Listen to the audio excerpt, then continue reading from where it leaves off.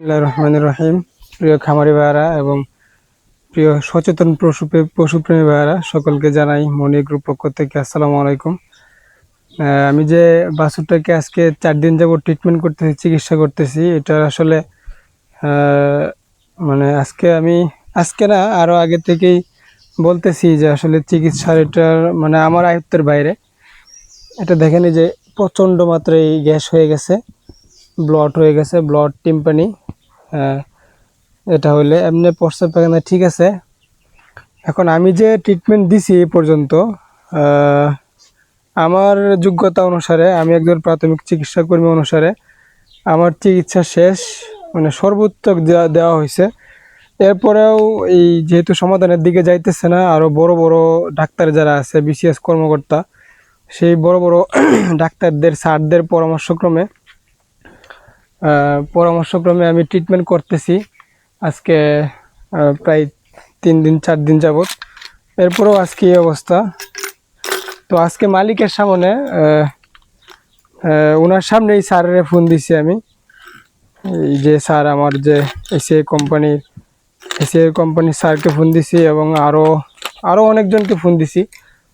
ব্রাক, উনি হচ্ছে আমেরিকা থেকে ট্রেনিং করে আসছেন। তারপরে এরকম আরও একমি কোম্পানির স্যারদের ফোন দিছি এবং প্রাণী সম্পদের বড় যে এই বিসিএস কর্মকর্তা, ওনাকেও ফোন দিছি।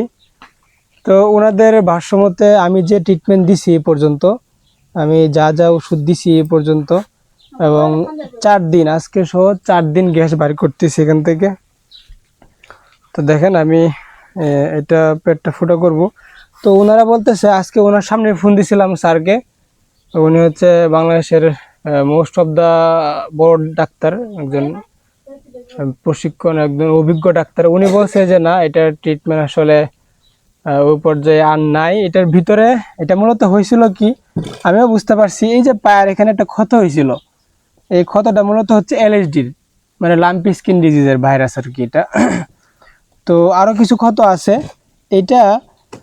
তো যেহেতু চামড়া উঠতেছে, এই যে চামড়া উঠতেছে, এইটা আসলে একজন এলএ কর্মী, লাইফ স্টক অ্যাসিস্ট্যান্ট বলে, ওনারা হয়তো ট্রিটমেন্ট করছিল জানি না, হয়তো আইভারমেকটিন দিছিল। এখন আইভারমেকটিন কিন্তু যখন টেম্পারেচার বেশি থাকে, তাপমাত্রা বেশি থাকে, তখন কিন্তু আইভারমেকটিন দেওয়া যায় না, তাপমাত্রাটাকে নিয়ন্ত্রণ রেখে দেওয়া লাগে।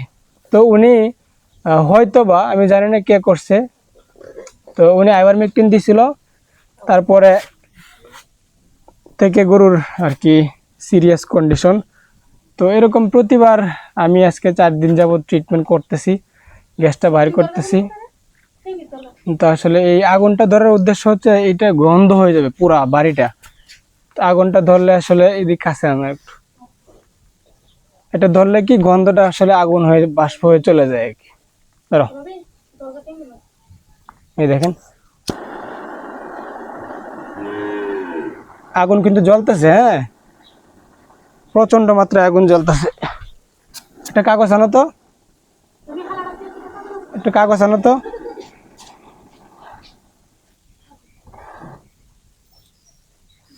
গ্যাস পুরো প্রায় বাইরে হয়ে গেছে।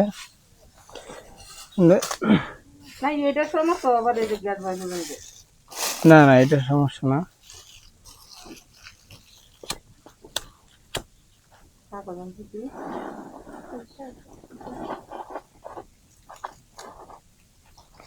এই যে গ্যাসটা, কাগজটা পুড়তেছে, মানে দিনের আলো তো দেখা যায় না।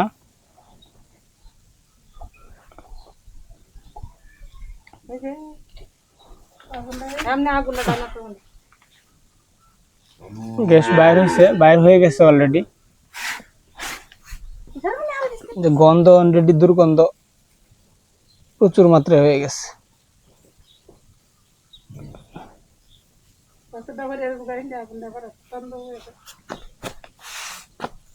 তো যেটা বলতেছিলাম, আসলে উনি কি দিছিল জানি না, পরবর্তীতে কিছুক্ষণ পরে বাছুরটা আসলে যায় অবস্থা। তো পরবর্তীতে গ্যাসের সমস্যা হয়েছে। গ্যাসের সমস্যা হওয়ার কারণে বাছুর এই আজকে 10-15 দিন যাবত এই অবস্থা। খাবারটা ঠিক মতো হজম হইতেছে না, গ্যাস ফর্ম করতেছে। আমি সরাসরি স্টমাকে ওষুধ দিছি, সেমিথিকন ডিল অয়েলের বিষক্রিয়ার জন্য ববি কেয়ার দিছি, তারপরে অথবা বিরেন, আবার আরেকটা পাউডার আছে বায়োগার্ড, এটাও গ্যাসের পাউডার, এটার মধ্যে ইস্ট আছে, তারপরে হচ্ছে সোডিয়াম বাইকার্বনেট আছে, উপকারী ব্যাকটেরিয়া তৈরি করে এবং খাবার ফার্মেন্টেশন করতে সাহায্য করে।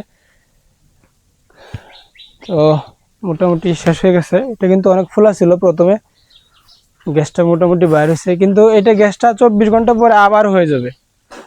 তো এটার সমাধান আমি স্যারের কাছে বললাম যে স্যার ওষুধে কাজ করতেছে না, কারণটা কি? তো আমি যতটুকু বুঝলাম যে ওষুধ রোগ প্রতিরোধ ক্ষমতা কমে গেছে, রোগ প্রতিরোধ ক্ষমতা হইতেছে না। তো স্যারে বললো যে এটার যে ক্ষমতা, যে গ্যাসটাকে যে হজম করে, যে ভিতরে যে একটা অ্যাসিড আছে, ওই অ্যাসিড যে তিতা গরু জমা করলে, হাঁস মুরগি জমা করলে থাকে না, ওই তিতা উৎপাদন ক্ষমতাটা তার বন্ধ হয়ে গেছে, বুঝছেন? অ্যালার্জি, কারণ অ্যালার্জি থেকে হয়েছে এটা, ভাইরাসের ভিতরে হয়তো ফুটা হয়ে গেছে কলিজার মধ্যে, এরকমটা হয়েছে। যাক, অ্যালার্জির বাসে অনেক ট্রিটমেন্ট করছি, চিকিৎসা করছি, কিন্তু আসলে এখন মালিককে বললাম যে আসলে কি করবেন, ওষুধও খাওয়ানি বন্ধ মোটামুটি, না আজকে ওষুধ আনার নেই। তো ওষুধ আজকে থেকে বন্ধ হয়ে গেছে, আজকে থেকে বিদায়। যদি গ্যাসটা হয় তাহলে আমি হয়তো একটা জিনিস দিয়ে দেবো এখানে, ওনারাই গ্যাসটা আস্তে আস্তে বাইর করবে। সবার উদ্দেশ্যে এটাই বলা, যদি কারো কোনো ইয়ে থাকে, মানে চিকিৎসা যদি থাকে এই বাছুরের সম্পর্কে, যদি কেউ করতে চান বা, তাহলে আমাকে অবশ্যই জানাবেন, ফোন নাম্বারে বা কমেন্ট সেকশনে জানাবেন। যদি কোনো ভেটেরিনারিয়ানও দেখে থাকেন তাহলে জানাবেন। ট্রিটমেন্ট আমি যেটা দিচ্ছি এটা হচ্ছে সোডিয়াম বাইকার্বনেট দিছি 50 মিলি, সিরাই দিছি, তারপরে রোমেন্টন বা রোমেনি বা গ্যাস বায়োগার্ড, এই তিনটার একটা দিছি। এরপর হচ্ছে বিরেন অথবা হচ্ছে ববিকেয়ার অথবা ববিরেন, এই তিনটা থেকে একটা দিছি, ববিকেয়ার দিছি। আর হচ্ছে এই সোডিয়াম বাইকার্বনেট ইঞ্জেকশন দিছি, এগুলো দেওয়া হয়েছে। আর সেমিথিকন ডিল অয়েল, যেমন গ্যাস নীল, ব্লড স্টপ, জিরো ব্লড, এগুলো দেওয়া হয়েছে। পাশাপাশি যেহেতু টেম্পারেচার বেশি 107-6 থাকে, 3-5 করে গোসল করা হয়েছে। আর হয়েছে এই ফার্স্ট বেড প্যারাসিটামল গ্রুপের যে ওষুধগুলো আছে এগুলো দেওয়া হয়েছে। আর তেমন কিছু না, অ্যান্টিবায়োটিক দেওয়া হয় নাই। যেহেতু রোগ প্রতিরোধ ক্ষমতা কম, আমি লাইসোবিট পাউডার দিয়েছিলাম, ভিটামিন সি মিনারেল সমৃদ্ধ, এটা রোগ প্রতিরোধ ক্ষমতা বৃদ্ধি করে। আর যেহেতু অ্যালার্জি হয়েছিল, আমি জিলিয়ান একটা পাউডার দিয়েছিলাম অল্প পরিমাণে, এটি পরে দেওয়া হয়েছে 4 দিন চিকিৎসা করার পরে। তো এটি দেওয়া হয়েছে মূলত রোগ প্রতিরোধ ক্ষমতা বাড়ার জন্য, অ্যান্টিভাইরাল ড্রাগ হিসেবে কাজ করে জিলিয়ান পাউডারটা, এটা। তো এই ছিল ট্রিটমেন্ট। যদি এর বাইরে যদি আরও কারো কিছু জানার থাকে, এমনি প্রস্রাব পায়খানা সব ঠিক আছে, কারো যদি কোনো সমাধান দেওয়ার চেষ্টা থাকে তাহলে বলবেন, আমি চেষ্টা করবো ইনশাল্লাহ আরও কিছু করার। যদি কেউ বলেন বা কোনো ডাক্তার যদি দেখে থাকেন যে বলেন যে না আমি এটার গ্যারান্টি সহকারে ট্রিটমেন্ট করতে পারবো, যদি 5,000 টাকাও নেন তাহলে আমি 5,000 টাকাও দিতে রাজি আছি, মালিককে বলে দিব। আমি আজ পর্যন্ত কোনো দিন, এই 4-5 দিন হয়ে গেছে, কোনো দিন এখনও ভিজিট নেই নাই ও পর্যন্ত। আমার এলাকারই গরু। আচ্ছা, গরুটা হচ্ছে এই আন্টির, তো আমার সম্পর্কে চাচি হন। তো ওনার গরুটি আসলে আপনার সামনে তো আমি স্যারকে আপনার সামনে আমি স্যারকে ফোন দিয়েছিলাম না? তো স্যারে কি বলছিল কি বলেন তো?